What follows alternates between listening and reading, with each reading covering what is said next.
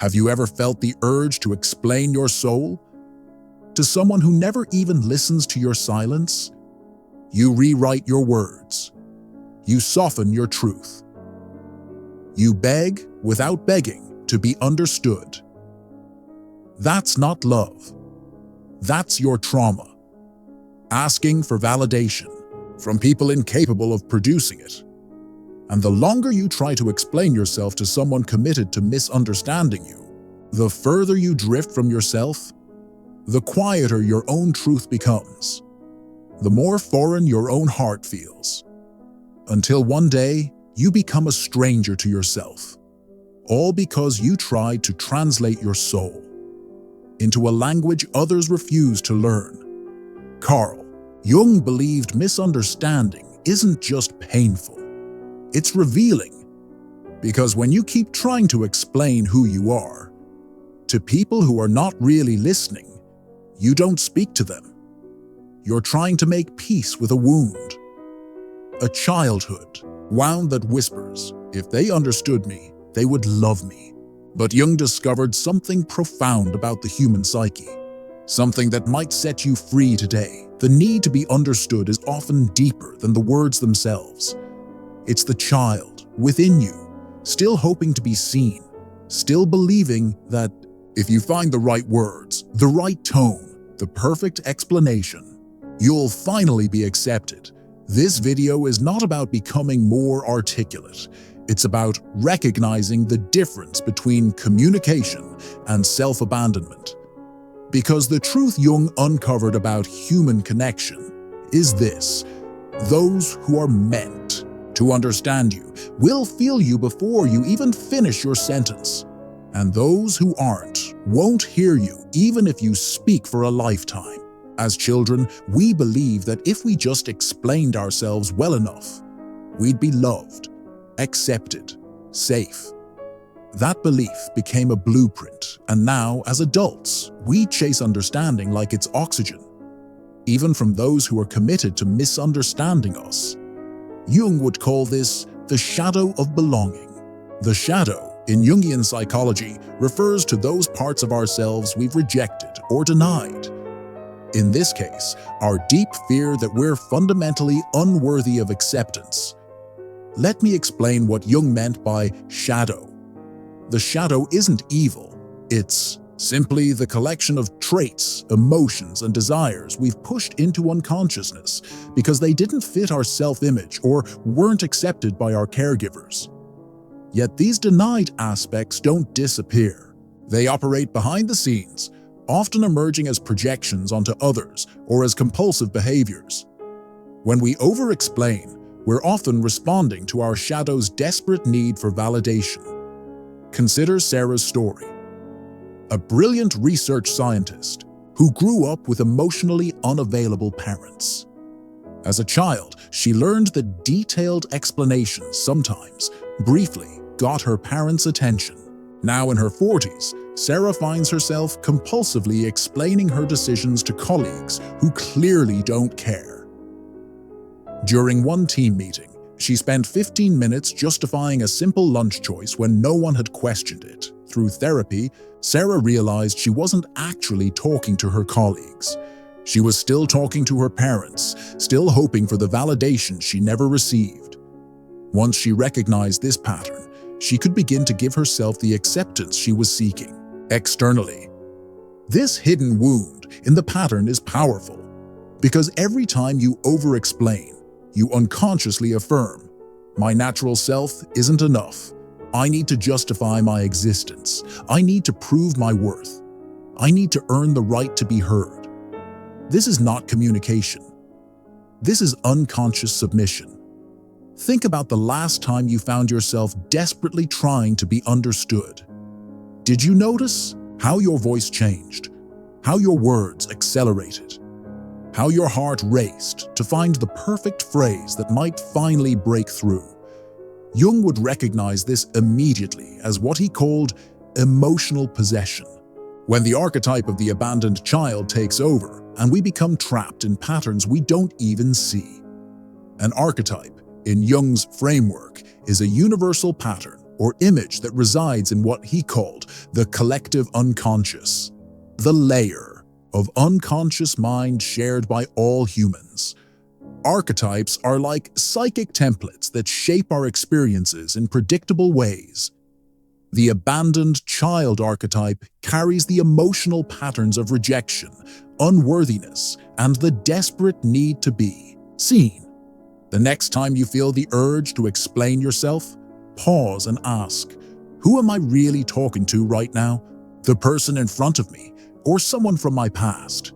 Often, you'll discover you're addressing a parent, a critical teacher, or someone else who made you feel unseen. The truth is, understanding isn't just an intellectual exercise. It's an act of emotional willingness. And some people, perhaps due to their own wounds, their own shadows, their own unconscious fears, are simply not willing. Not because you haven't explained well enough, but because truly seeing you would require them to see parts of themselves they've spent a lifetime avoiding. As Jung wrote, everything that irritates us about others can lead us to an understanding of ourselves.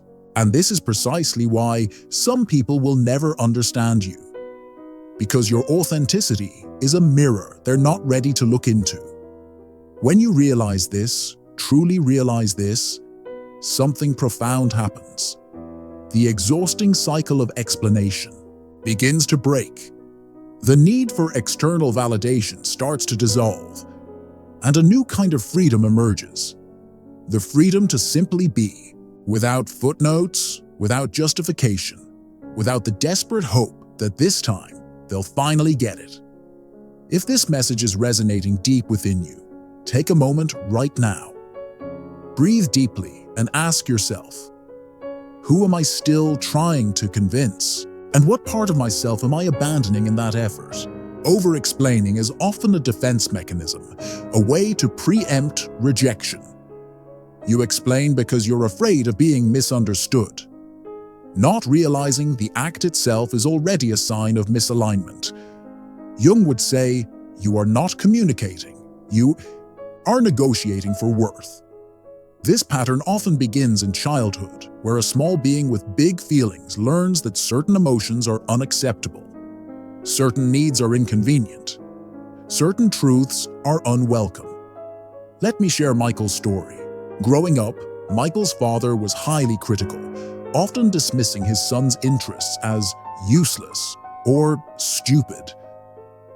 To protect himself, Michael developed an elaborate system of justifications for everything he enjoyed.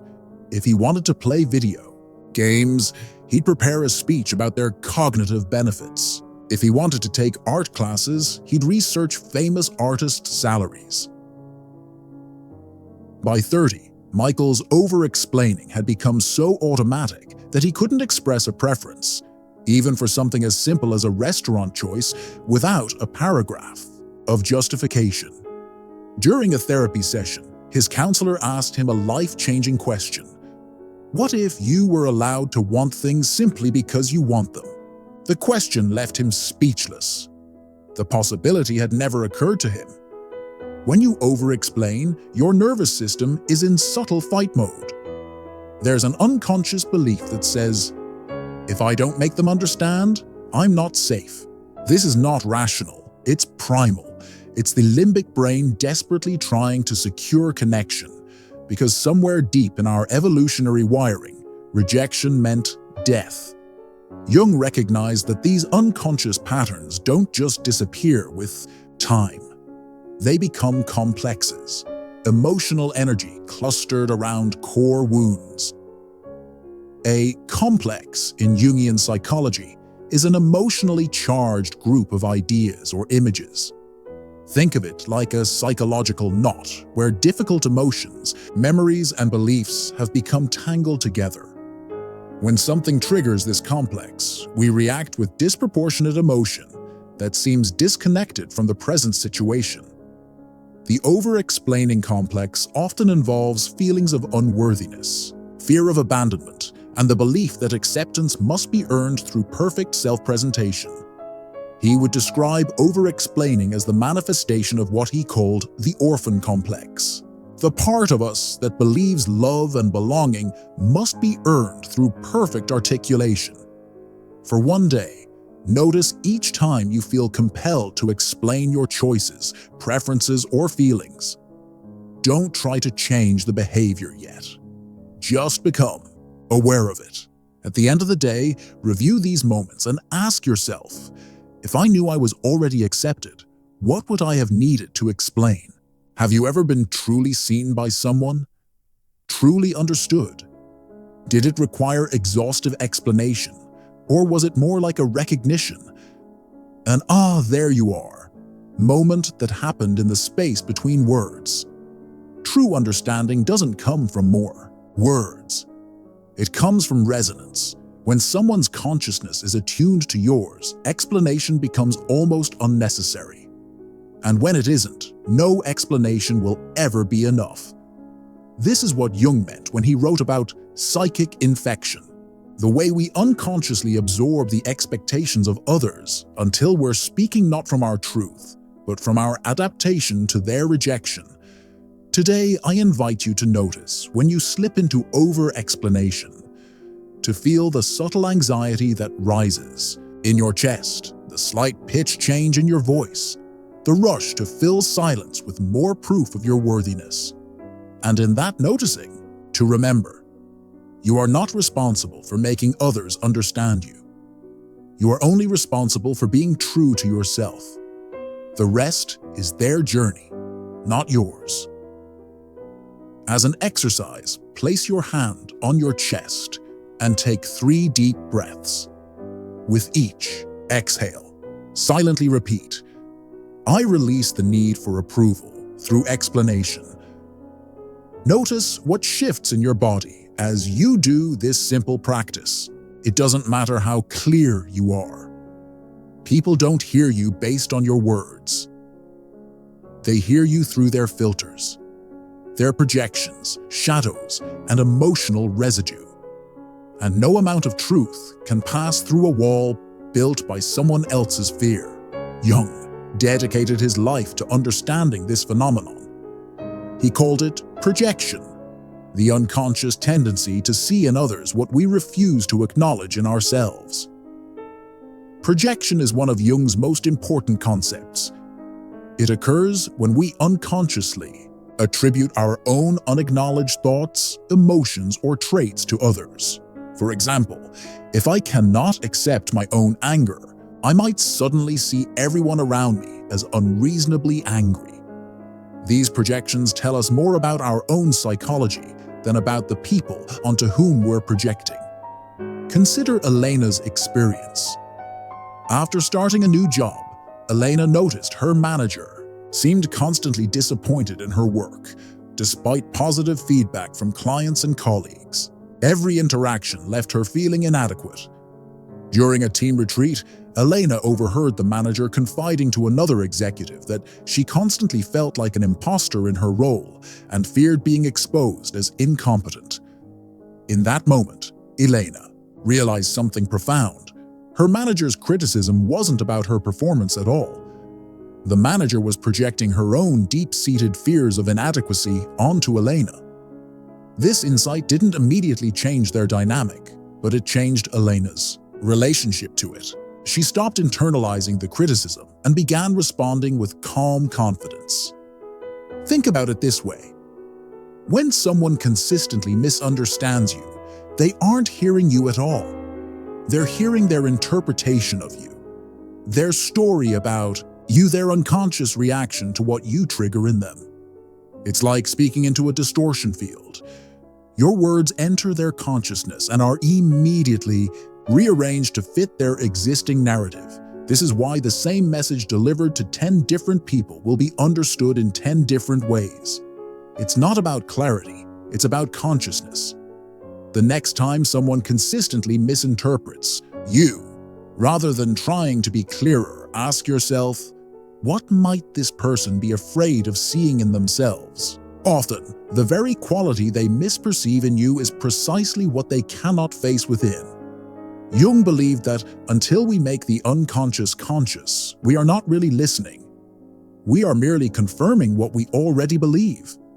Consider these common distortions. A person carrying unprocessed anger will hear criticism in neutral observations. A person carrying unhealed shame will hear judgment in simple questions. A person carrying fear of abandonment will hear rejection in requests for space, and no amount of clarification will penetrate these filters, because the misunderstanding doesn't happen in the mind. It happens in the unexamined shadows of the psyche. Jung wrote, "Everything that irritates us about others can lead us to an understanding of ourselves. But how many are willing to take that journey, to look at their reactions and ask, what does this reveal about me? What wound is being activated? What unconscious belief is being threatened?" Very few. Most prefer the comfort of their projections, the safety of believing that the problem lies in your delivery, not in their reception. This is why explaining yourself to someone committed to misunderstanding you is like trying to fill a broken vessel. The water of your truth will always leak through the cracks of their perception. But here's the liberation in this realization. You don't have to keep pouring. You don't have to keep finding new words for old truths. You don't have to keep repackaging your essence for easier consumption. Jung would say this is the moment of individuation. When you reclaim your energy from fruitless efforts and redirect it toward authentic being. Individuation is Jung's term for the lifelong process of psychological integration and wholeness. It's the journey of becoming who you truly are, distinct from collective expectations and projections. This process involves recognizing and integrating the various aspects of your psyche, including your shadow, into a more complete self. Toward those who can hear you, toward those who don't require translation, toward those who recognize your truth because they've done the work to recognize their own. And with this understanding comes a profound peace. The peace of knowing that misunderstanding says more about the listener's unconscious than it does about your ability to communicate. The peace of releasing the impossible task of managing others' perceptions. The peace of simply being and allowing others the freedom to see you, or not, through the lens of their own evolution. Think of one conversation you've been having on repeat. Write down what you've been trying to explain. Then write, "I trust that my truth stands on its own," without endless justification. How does it feel to release this burden? The more you open up, the more someone unaware of their own wounds may twist your words. What you share as vulnerability, they may use as leverage. Jung warns us, shadow projection makes us dangerous to each other, not intentionally, but unconsciously. Some people don't want to understand, they want control. This dynamic played out painfully in Thomas's life. A naturally open person, Thomas believed in the healing power of honesty. When he began dating Alicia, he shared his insecurities, past, mistakes, and deepest fears. At first, Alicia seemed to cherish this trust, but gradually, during disagreements, she began referencing his vulnerabilities to gain the upper hand.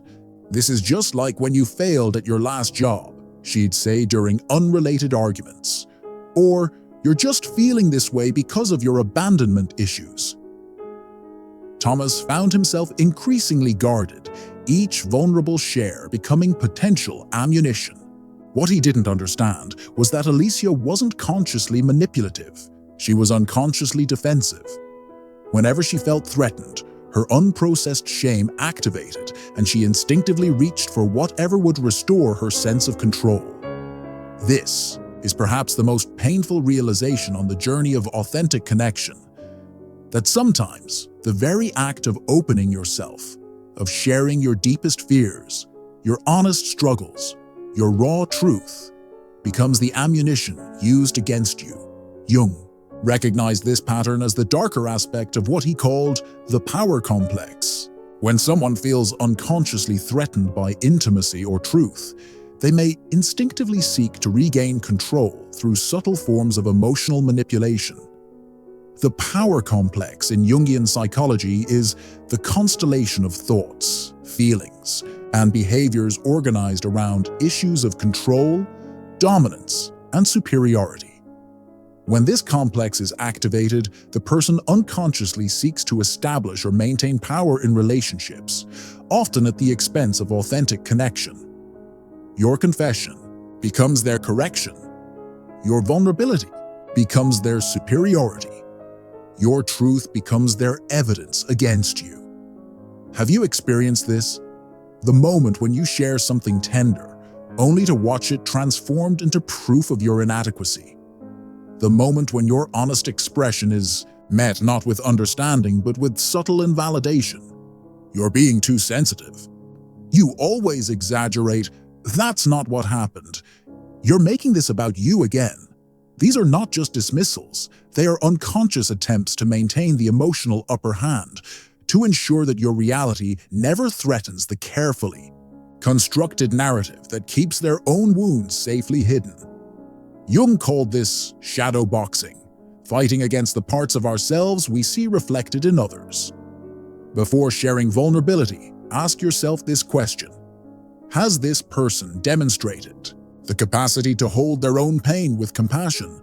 If they haven't, if they habitually blame others for their suffering or deny their own wounds, they likely lack the capacity to hold your vulnerability with care. When you reveal a truth that touches someone's unhealed wound, they don't hear your vulnerability, they feel their danger, and instead of moving toward you with compassion, they move against you with defense. This is how vulnerability becomes weaponized, not through malice, but through unconscious self-protection. The partner who twists your words when you express pain. The parent who makes your struggle about their failure. The friend who subtly competes when you share your success. None of them may consciously intend harm, but all of them are reacting to the shadows your truth illuminates within them. Jung wrote, "The meeting of two personalities is like the contact of two chemical substances. If there is any reaction, both are transformed. But transformation requires courage, the courage to be changed by another's truth, the courage to let authentic connection reshape our comfortable illusions.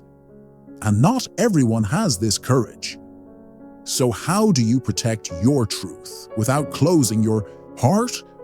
By becoming a witness to the pattern, by recognizing when your vulnerability is being weaponized, by understanding that it's not about the content of what you've shared, but about what that content activates in the other. And then, with compassion for both yourself and them, to withdraw your pearls from those who can only see them as stones, not in anger, not in revenge, but in the quiet dignity of knowing your truth deserves better holding. Consider creating a small ritual to reclaim your power when your vulnerability has been turned against you. It could be as simple as placing your hand on your heart and silently affirming, "My truth remains whole, regardless of how others receive it." Silence is not weakness. It's a sacred filter. You don't have to explain your pain to everyone who causes it. When you stop justifying yourself, you claim sovereignty over your own story. Jung called it individuation, the process of becoming whole, even if that means being misunderstood.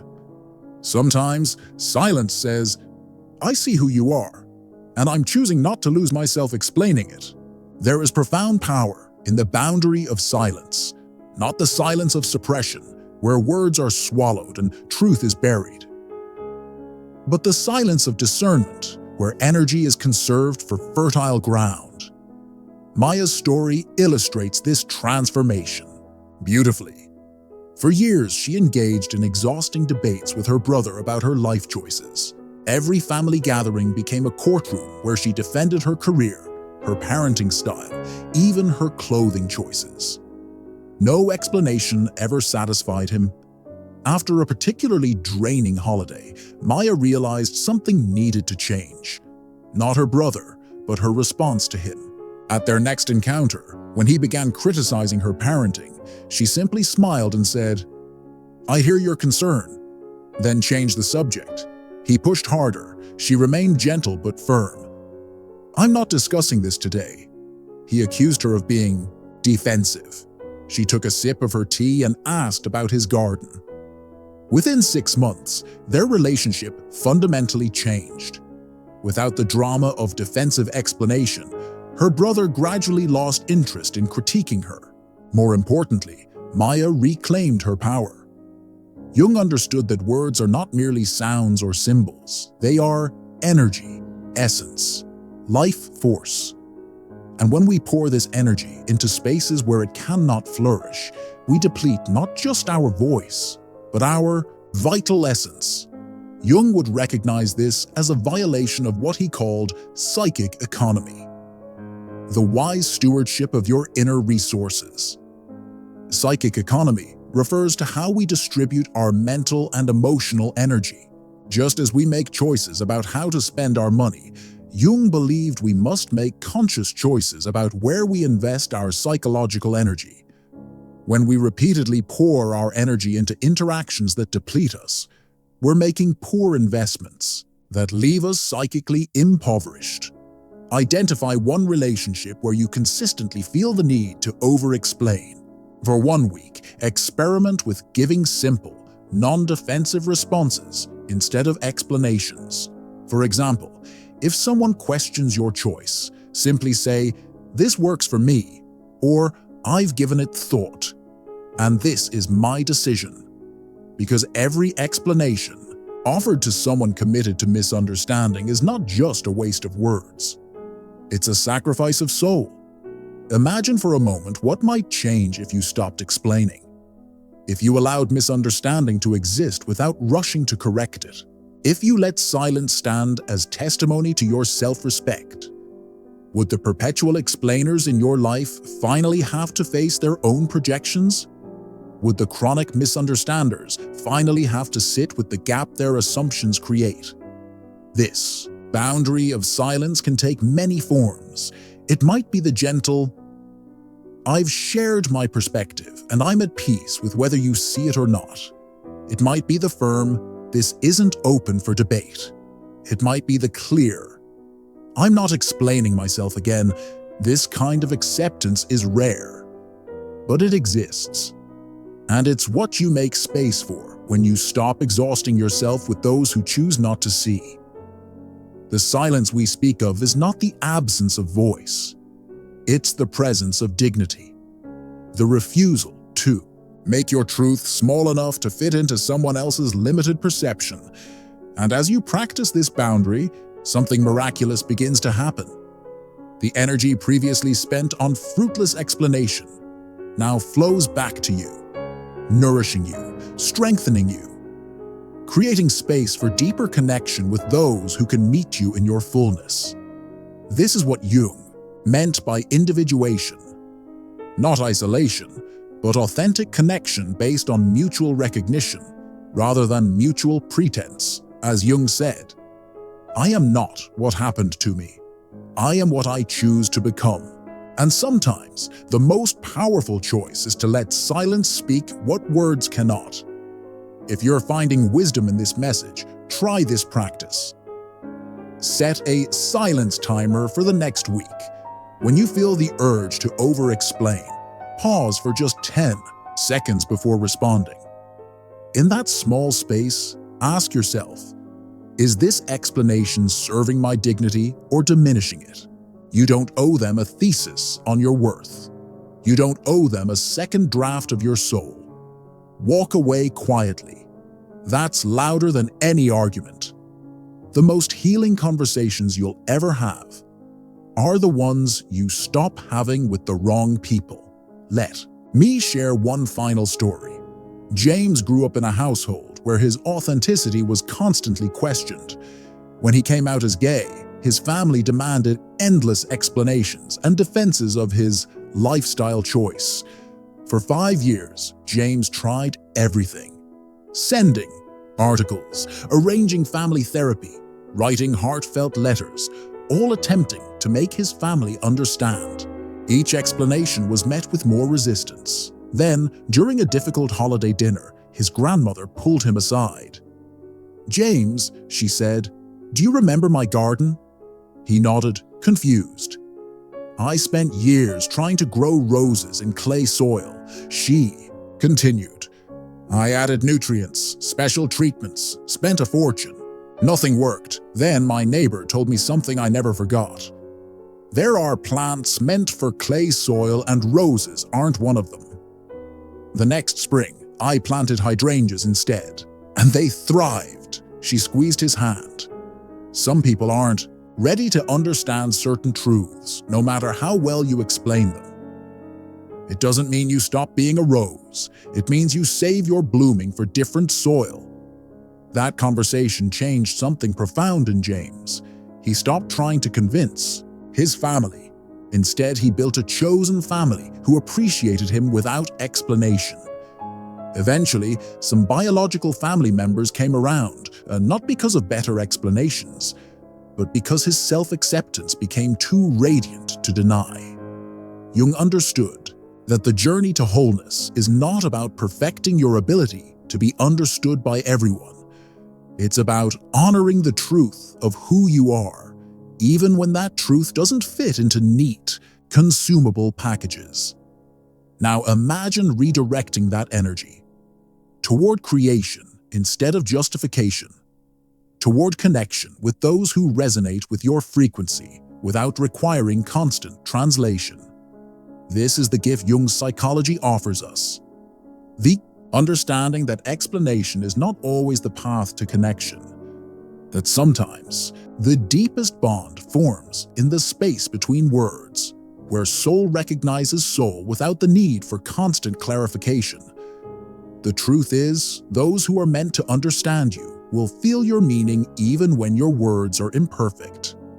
And those who are determined to misunderstand you will miss your meaning even when your words are flawless. So release the exhausting cycle of explanation and invalidation. Let go of the belief that if you just find the perfect words, you'll finally be seen. Instead, turn your face toward those who already see you, who hear the music beneath your words, who recognize the intent behind your actions. These are your people, the ones who don't require you to justify your existence, the ones who meet your vulnerability with their own. And for the others, those who chronically misunderstand, who twist your words, who use your explanations as ammunition, offer them the gift of your silence, not in anger, not in punishment, but in the profound respect for your own energy and the acknowledgement that some gaps cannot be bridged with words alone. As Jung wrote, "The shoe that fits one person pinches another." There's no recipe for living that suits all cases, so walk away from the exhausting cycle. Turn toward those who can receive you. Trust that your truth will find its resonance without you having to shrink it, justify it, or over-explain it. Because ultimately, the most powerful statement you can make is not a perfect explanation of who you are. It's the quiet dignity of being who you are, without apology, without excessive justification, without the anxious need for universal understanding. This is true freedom. This is true power. This is the gift you give yourself when you stop explaining to those who never wanted to understand. Who have you been trying to explain yourself to? And what would change if you simply stopped? Until next time, the answer to that question might just be the beginning of your liberation.